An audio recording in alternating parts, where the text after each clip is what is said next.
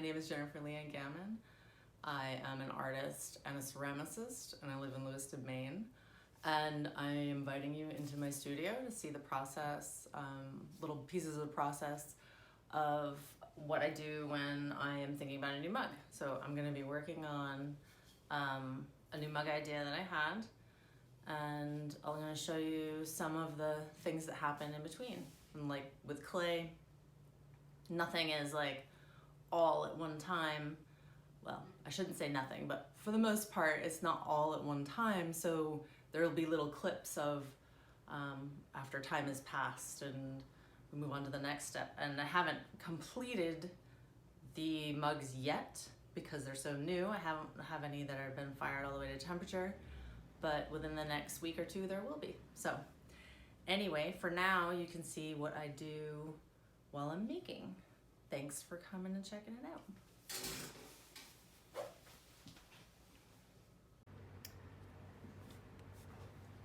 Hi, so I am getting ready to start my process for working on a new piece.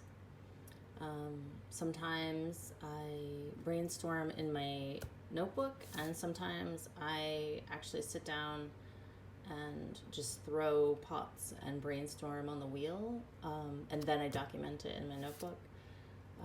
I made the mistake of not having a notebook documenting all my work for a while, and then I realized how silly that was and went back to the habit that I had picked up in school, because one of my professors was like, you need to document everything you do so that if you ever wonder how you did it, you can go back and do it again. Anyway, so I love these notebooks that have like a place to sketch and a place to write, so I can write notes, and then as I go through different stages of the process, I can add notes here of things that I wanted to change or things that I might need to go forward or, after the fact. And then I always just do like a simple sketch of what I'm thinking. And so for this, I wanted to start a new mug, and I wanted to change the shape up a little bit from what I have been doing. So I wanted to do a limited number of smaller, shorter mugs with a little bit of a different shape.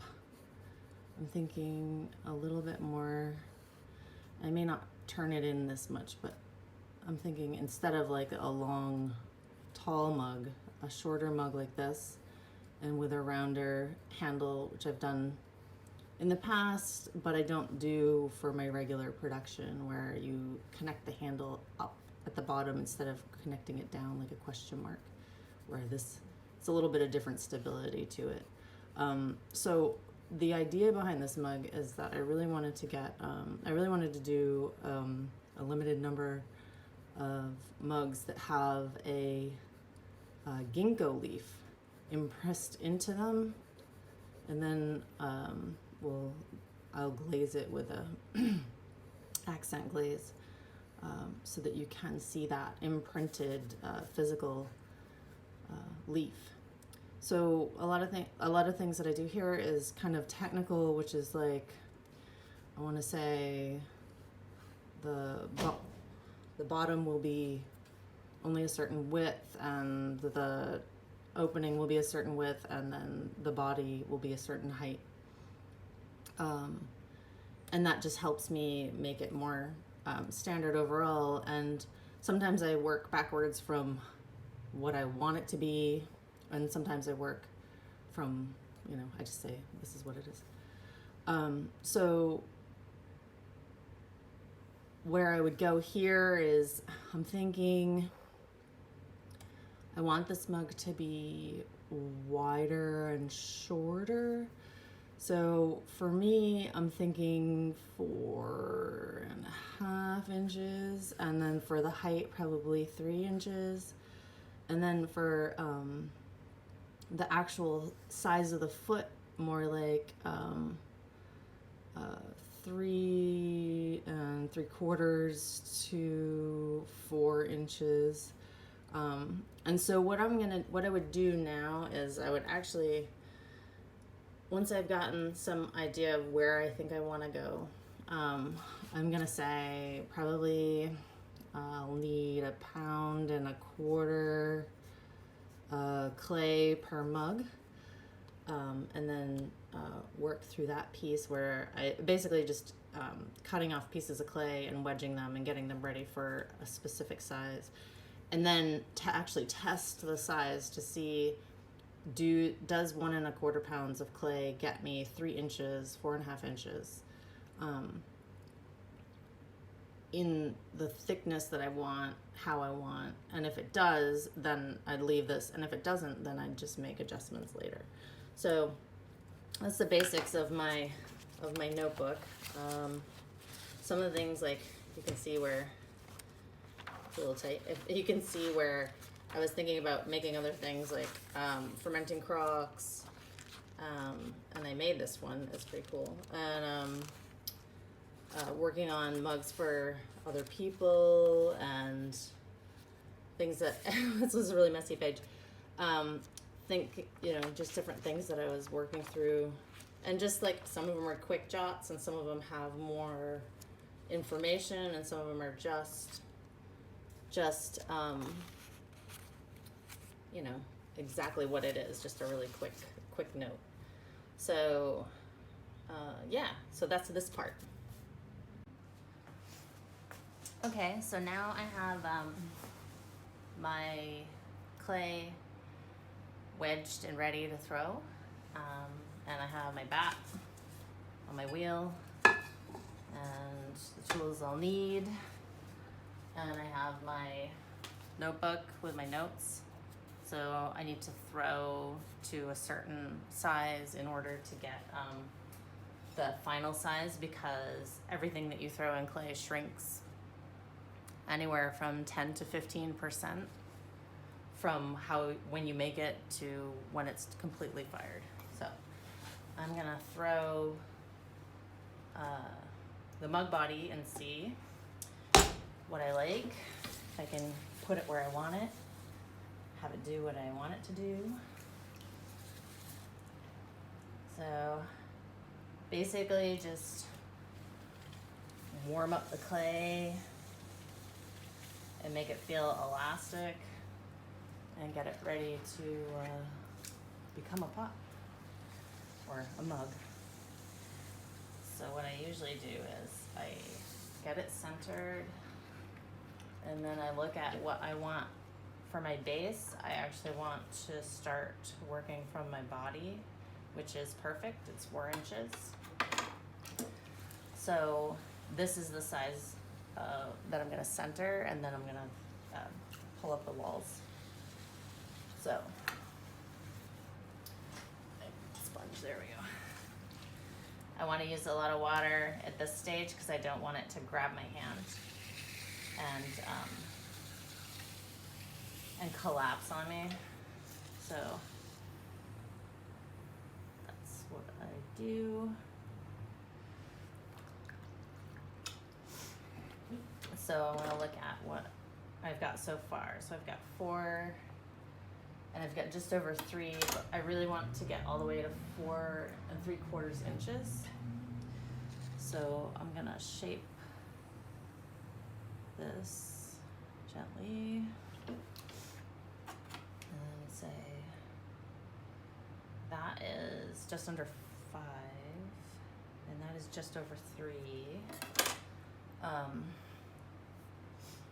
So let's look at this. Since this is a different shape than I usually throw, what I want to do is kind of feel it out and see if I feel like that's a little thick. I'm gonna press it in, make it like feel like the wool thickness is where I want it to be, which is usually pretty thin, without making it structurally unsound by making it thin. And this is actually really close to where I wanted it to be, so I'm a little bit over on the width, but I like it. I think we're gonna go with it, but I am too tall in the height, so I'm gonna take just just a little off because what I'll want to do is make each one as uniform as I can. I mean, it's all hand done, so it is what it is. But with the height, I need them to all be as uniform as possible in the kiln so that I can maximize my kiln shelf height. Anyway, that's kind of boring stuff, right? People don't want to hear about that part. So because I just cut that off, I want to make sure I have a nice gentle rim, so I will work on the rim. And I have a little cloth that I round it off with so that it feels nice. And I like to have a lip on mine. I don't like it to go straight up because it just feels like you're jamming this weird thing into your mouth to drink, and I don't like that personally. So I make them with a tiny lip, just a gentle rest. All right, so I'm gonna get all the excess water off this, and then I'm gonna re-trim the foot ahead of time, and I'm gonna trim it again when it's dry, but I like to get just that little excess off and make this nice round shape here. And then another thing that I like to do is I add texture after. So I use my finger to make these ridges after I've thrown the pots so that you have this nice tactile feeling when you hold the mug or you hold the pot. And sometimes they make things smooth, but I do like to have that tactile feeling there. So there's that one. So I'm gonna set this aside and let it dry for a little bit, and then I need to add the ginkgo leaf. And I'll go through the process of how I add, you know, the leaves and things that I've been putting in my pots lately. So that's it. So now I've let the mug body sit for a minute, but it's still very wet and it's very soft.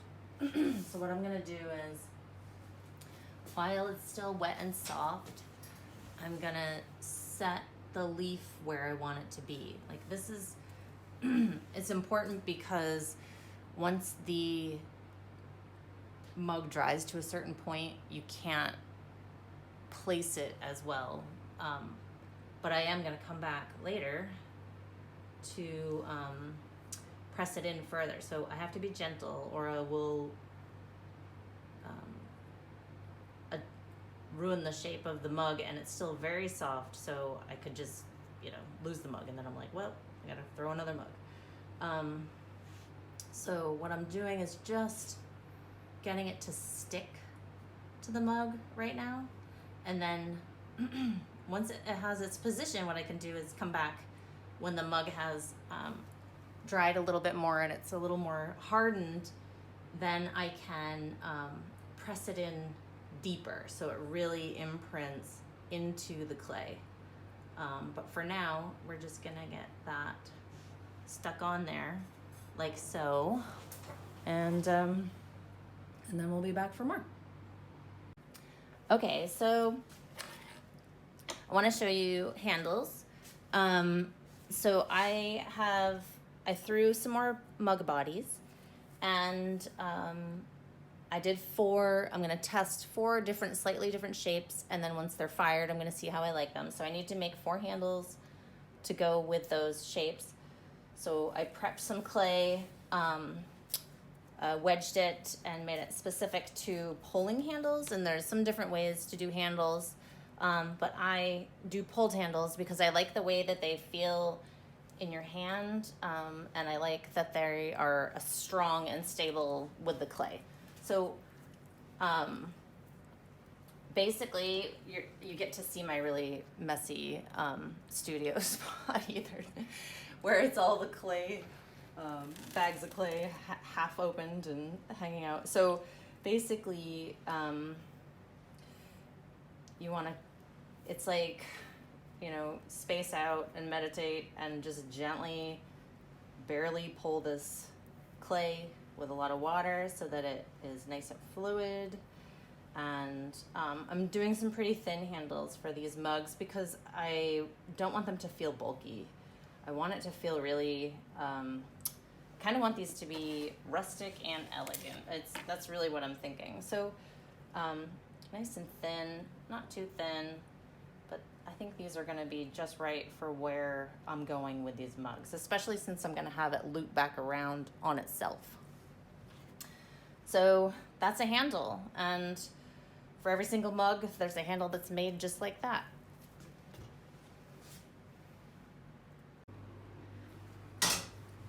The mugs are dry now, so not like all the way dry, but dry enough so that they're not sticky. It's not wet. It's not just squishing. It's what you call leather hard. So now that they've had time to get to this point, I'm ready to press the leaves in more and then trim the bottom and finish that so that I can put the handle on. So working with the pressed herbs and leaves, one thing that I need to do to make sure that it really stands out is first get it on the clay body while it's really wet to just set the place that it's going to be. And then the second thing is to give it an extra, a little bit extra imprint. So by rolling it in with my wooden tool. And what I like to do is get the majority of it in like this. It just really sets the imprint in just a little deeper. And because I have a textured surface, it's hard to see the imprint unless you really give it a little extra oomph. And then I like to get that edge nice and really pressed in so that you have that nice texture with your hand, and that you can actually see it when I use the accent glaze to make it more pronounced. You know, I really want the essence of the leaves or herbs or flowers, anything that I'm pressing in, to really become part of the mug. Like, I want it to be there. I want people to feel that. And so getting it in here, that's part of it. And then when I fire the mug, the leaves stay right on. And when they get fired in the bisque, firing, then they incinerate and fall off. And then I do the glaze firing after that. But anyway, right now, let's just get them really imprinted in here. And then we'll trim the bottom, make it nice and fancy.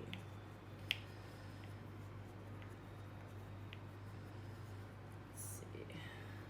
It's a little bit weird trying to do it so that you can see it, but also that I can still do what I usually do. Just to get that edge.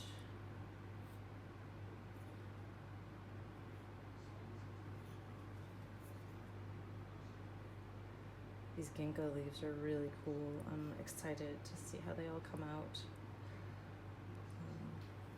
I think they're just gonna look really beautiful because of how simple and powerful ginkgo leaves are. And they have a great kind of like meaning behind them. It's like longevity, peace. So I think it's a great piece to be making right now.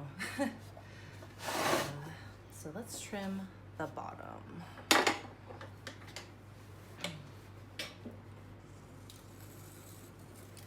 And this is where I had cut that nice and trimmed up, nice and round there. And then I'm gonna clean all of this part off. And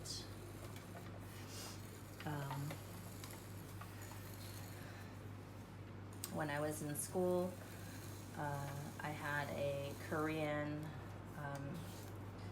ceramics teacher, and he told me that I needed to master putting a foot on my pots so that they were actually finished, and if I didn't, then I was only half doing pottery, not doing the real thing. It was interesting. At first I was really resistant, but after I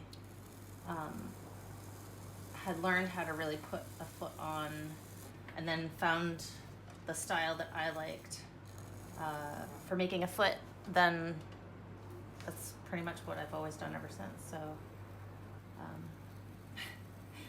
as much as I begrudged him at the time, I'm thankful that I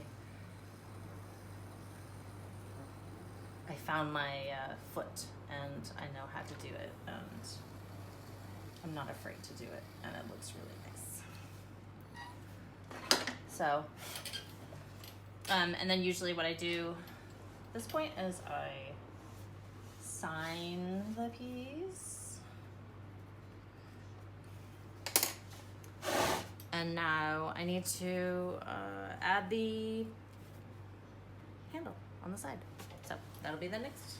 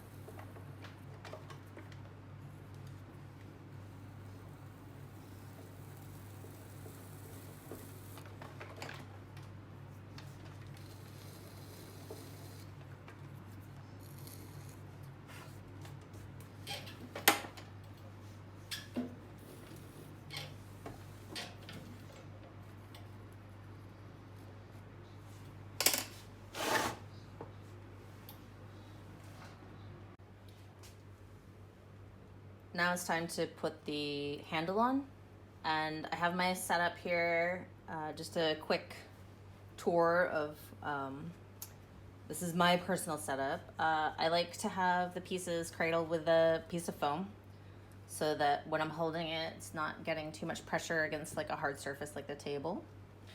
I have my slip, which is like clay. It's like a really thick yogurt, and it acts as a cement. I've got my bucket of water over here, and my pots, and the handles that I pulled earlier are over here. I'm going to try to stay in the line of the camera and just show you putting the handle on. Now, I've already done a handle, and I decided to change the style of the handle that I was doing, so you get to see what I'm up to. First, I need to score a spot, and basically this is like kind of making the clay like Velcro, like so that it will grab the handle once the handle goes on there. And then I put my slip, and that's just gonna sit here and wait for a second. And I grab my handle, just do a quick smooth. And then cut that, score the end of the handle, and then this goes here. So, oops, it's stuck on the bottom. So I'm going to press this in so that those score marks will grab each other and keep the handle on there nice and tight. And then I am going to actually go back to doing my handle like a question mark, because when I made the handle in the last one, I didn't like how it felt or how it looked. So we're just gonna stay with this. And so I press that in and then clean up the bottom like that. My water. Just gonna clean away the extra slip. smooth out the clay. I really want to make it kind of stand out here. That was the reason why I was going to flip it going in, but again, like I said, I didn't really like how it was feeling, and it just didn't feel as stable. Felt like it wanted to droop, and I don't want it to droop. I want it to do that, like exactly that, actually, right there. And now the handle's on there. So the next thing for these mugs is basically it needs to dry until it's bone dry, and then it will get fired halfway to temperature. So what is called a bisque, and when something is bisqued, it's like it feels like hard, but it's not hard enough to withstand being used. But it makes it hard enough to get glazed, and this will burn off in that firing, and then in the glaze fire I will put an accent color, and then I will do the whole thing dipped in a glaze and then fire all the way to temperature, which is over 2,000 degrees, and then it'll be a mug, and it's really cool. So in the end it will look kind of I'll probably do some that are green and some that are clear with a speckle. So it'll be like this color, like my favorite mug color.